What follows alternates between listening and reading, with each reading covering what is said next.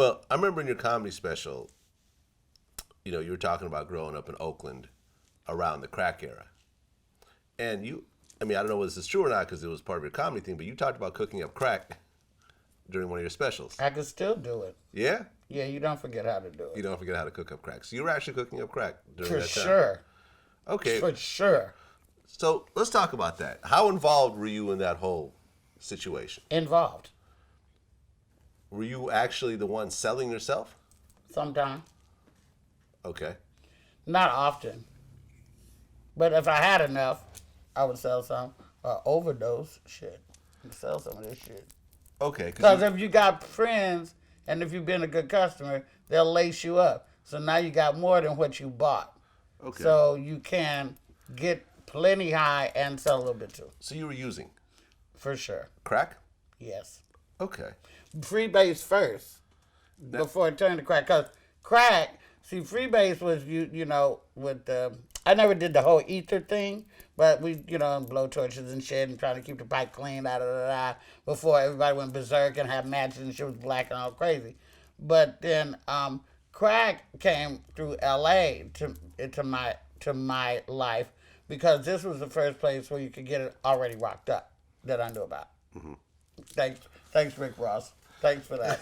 Yeah, Freeway Ricky was pushing as many as 500,000 crack rocks a day through his... Easy. Yeah. You could have done it at that time.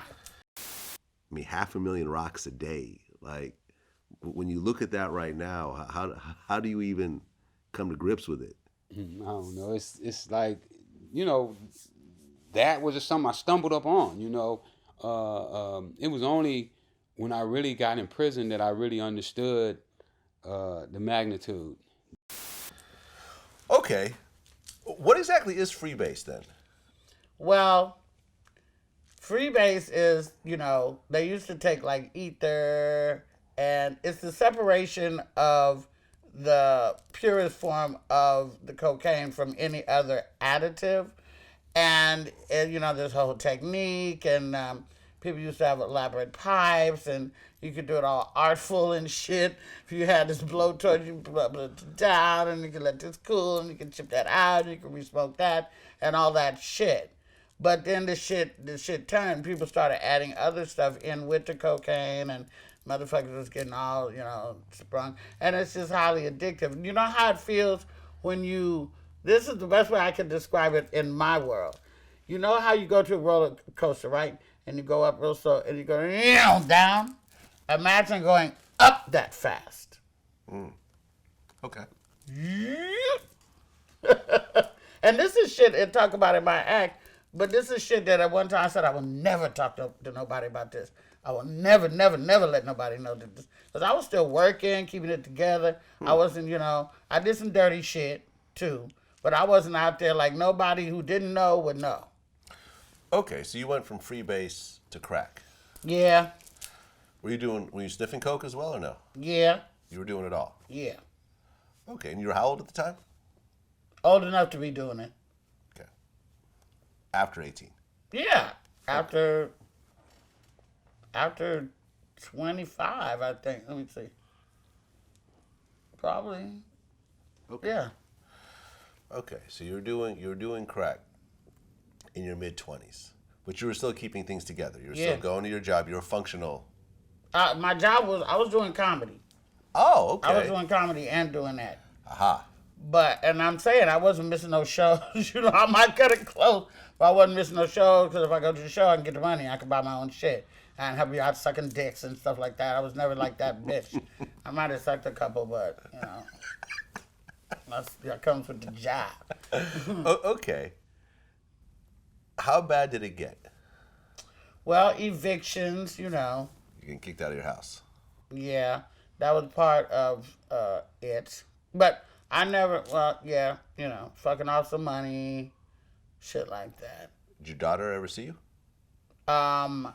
If she did, she was like under one. Okay, she was still young. Yeah. Okay. And I have people close to me whose parents were crack addicts, and I've heard horrific stories. Horrific stories. When did you get to the point where you said, I got to cut this shit out? Oh, I met my husband, and 3 days later I put the pipe down and I haven't touched it in 19 years. That easy. That easy.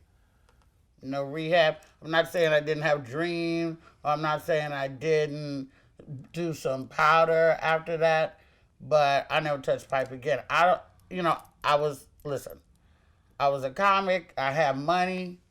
People knew it.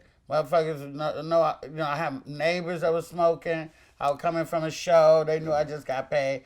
Some got $20 or whatever like that. All right, you go get the shit out and had to go nowhere. It was easy. I was alone. I didn't have a kid at first.